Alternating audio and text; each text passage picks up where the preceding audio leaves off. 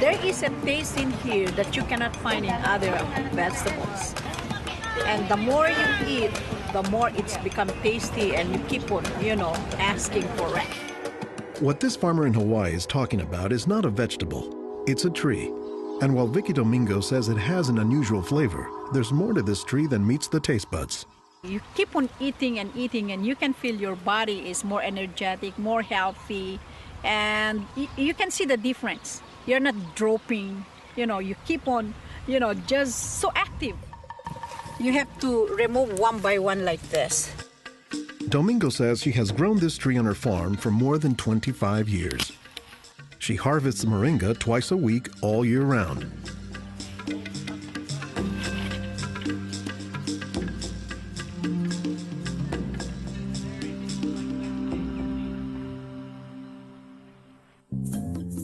Every week, Domingo sends 1,000 pounds of moringa to the mainland. The rest of it ends up here at a Honolulu farmer's market, where most of her customers have eaten it their entire lives. Well, in the Philippines, it's a third country. In other words, not a rich country. We cannot afford to go to the doctor for medicinal purposes. So we use this in our daily lives so we can have more energy, more vitamins to supplement our daily nutrition in our body. The tree is called moringa, or as the Filipinos call it, marunggay. An awful lot of cultures have one or more plants that are kind of markers that people think of themselves when they think of that plant. Dr. Will McClatchy is an ethnobotanist at the University of Hawaii. He studies the ways that humans interact with plants. If you drive around Honolulu here, you'll see a lot of houses have at least one marunggay in the yard, maybe a little forest of them, and that's a pretty good indicator that there's a Filipino family there. Jokingly, we say it our Filipino banner, which is our Filipino flag. Once you see this, that means, Filipino stays there. Domingo says there are many nutritional and medicinal uses for moringa. All parts of the tree are usable, from the roots to the stem, to the leaves, to the flowers, and to the pod. The roots, you can use that as a tea. And then the trunk, you can scrape it, squeeze it, get the juice, put in your cut skin, and your skin will heal.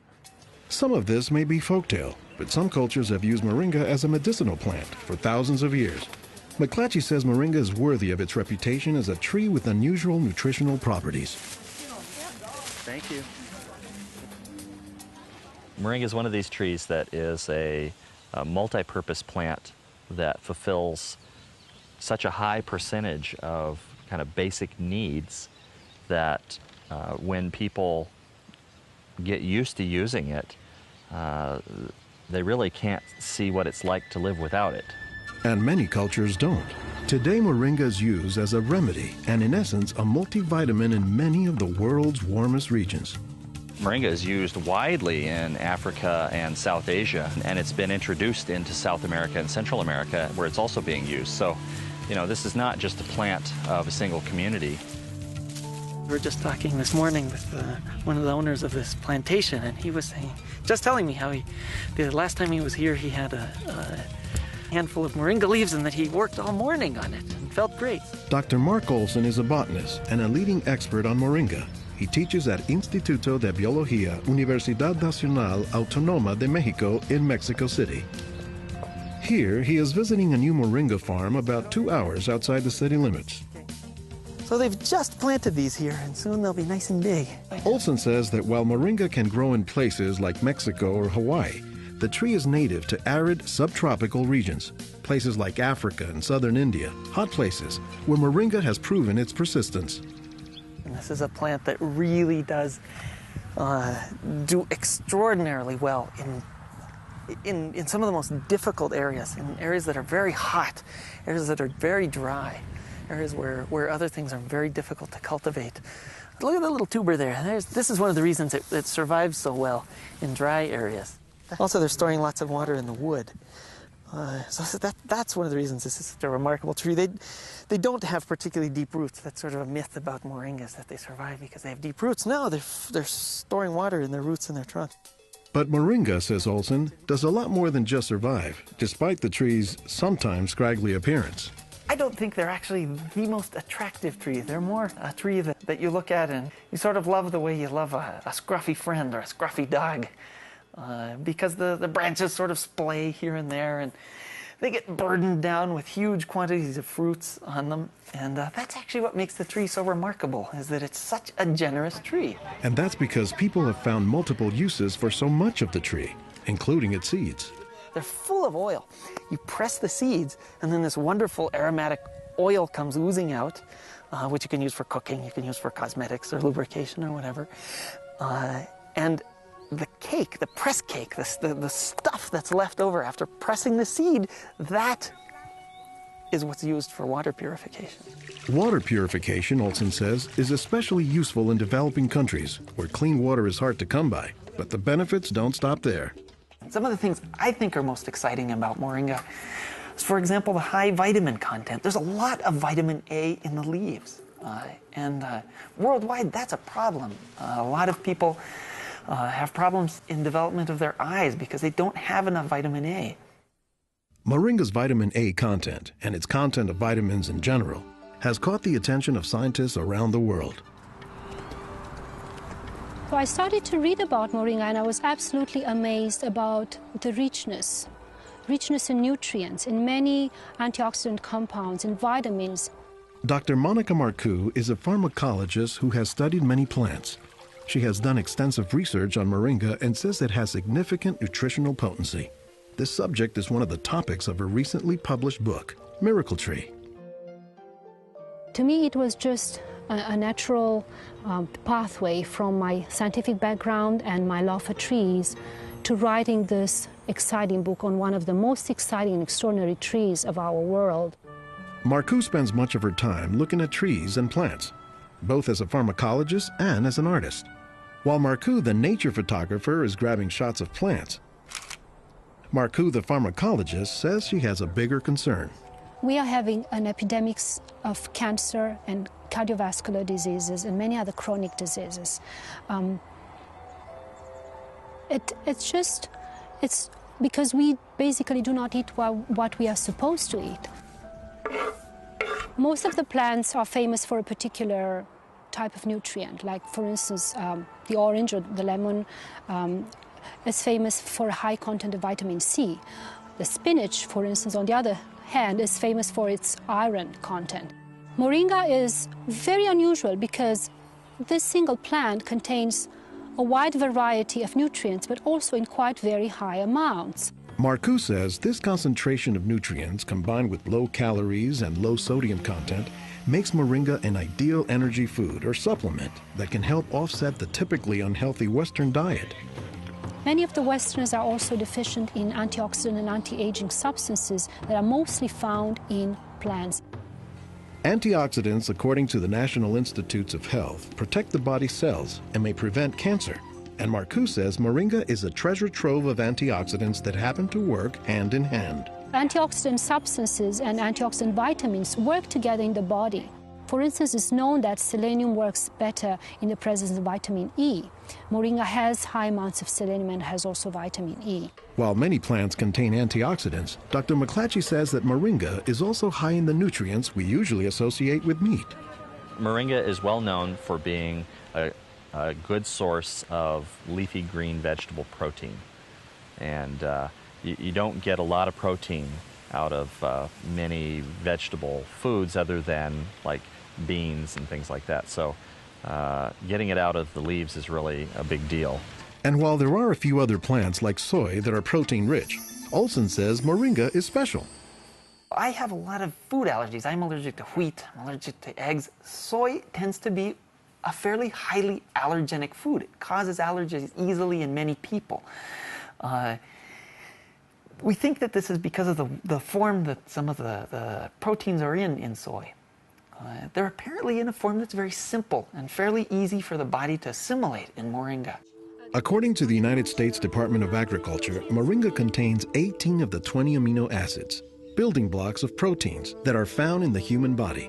And, says Marcoux, moringa is one of the few plants that contains all of the essential amino acids. Moringa contains all the 9 essential amino acids that actually we cannot produce. Their presence, but also their ratio, is very beneficial, and it is estimated that this ratio is very good for absorption and for being bioavailable to our bodies. Further research is needed to establish the bioavailability of all of moringa's nutrients. But in some places, scientific studies may be too long a pursuit and take a back seat to a harsh reality. In most of sub-Saharan Africa, any baby has a 20% chance of dying before he reaches the age of 5. In some countries, up to 40%. And even those who survive past the age of 5, up to half or more will suffer from malnourished physical and mental development. C'est des lésions de malnutrition. These are lesions caused by malnutrition around the neck and around the waist. They are dry now, but will become permanent scars. As the former regional representative for Church World Service in Senegal for 16 years, it was Lowell Fugley's mission to help local clinics develop ways to save children at risk to malnutrition. Having been born myself into a middle-class American family, I thought it was just by chance that I was born in these conditions and not in the condition of a poor African family in the bush of Africa and living a malnourished life. And so I have a certain obligation to share what I received. In his quest to combat malnutrition, Fugley came across moringa in the late 1990s. It contains more vitamins and minerals in various combinations than you find in any other possible vegetable. And I thought to myself, if this source of nutrition could be made available at the village level, then this could be a very effective tool in preventing malnutrition. What Fugley says he didn't know at the time was that the Senegalese people were already familiar with moringa. It was only through a Peace Corps volunteer working in forestry who told me that, oh, moringa is already growing in Senegal. Not only was it growing, the people had been using it for generations, only they didn't refer to it as moringa. They called it nebedai, which Fugley suspects comes from the English words never die, after the tree's resilience. I ask any Senegalese, do you know the nebedai tree? Oh, yes, my mother makes a sauce from the leaves of this tree. We call it mboum. Every Senegalese knew this tree. The problem, says Fugley, was that it was prepared and used in ways that diminish moringa's nutritive contents. They boil the leaves too long, they throw out the water that is boiled in and where many of the vitamins are located, and so they lose a lot of the benefits that the leaves could provide. So Fugley went to work, both planting moringa trees and, more importantly, educating healthcare workers on how moringa can help stave off malnutrition. Regarde, tonton. Regarde celui-là. Regarde, tonton. Tu as vu? Non, non, celui-là même. Pour le moringa. I was trained in 1998, and right away we saw the virtues of using moringa because of its very high nutritional value. So we began using it right away on an experimental basis. Après la formation, con le moringa. Healthcare workers learned to grow their own moringa trees, dry the leaves, and pound them into powder, maintaining all the nutrients. Nursing mothers were taught to add a spoonful of moringa to their food morning, day, and night to increase their milk production. They were also told to add moringa to all of their family's meals. When we introduced this tree in Senegal, or uses of the tree and different ways of using it, the reactions of the people there was that, well, this is our tree. You know, you're just adding on what we know already. As people changed their habits, Fugley says the results were clear, especially among children. They'll look happier, they'll have more energy, they'll smile. When they came to the clinic, limp, eyes drooping, no energy, and within 3 weeks, you see them bigger, healthier, and smiling. La récupération avec le moringa a été beaucoup plus rapide. We observed that it was much, much more effective than the classic system we had been using, which was based on imported and costly products, such as milk powder, sugar, and vegetable oil. With moringa, people can go into town and find it themselves. Et on l'a, même des fois sans un sou. Moringa is still being used, it's still being promoted, it's still being very valued, even without our input from the outside. Moringa, it doesn't die, it can continue on its own. So you have to eat the moringa on a daily basis. And all their grandkids are eating it every now and then, even my own children, and they are already professionals, and yet they come home and eat it. And while moringa is mostly considered an ethnic food, the trend, says McClatchy, is that more nutritious plants, like moringa, are finding their way into the mainstream. Our diets are pretty bad, although they are improving. But one of the reasons they're improving is because we're starting to adopt more and more of these kinds of plants. I've been in villages where the only trees that survive and grow well are Moringa oleifera, which is really amazing when you consider how many useful things the tree provides. Moringa it comes very close to being a perfect source of nutrients in terms of variety and concentration. So that is, I think, very unique about this moringa tree.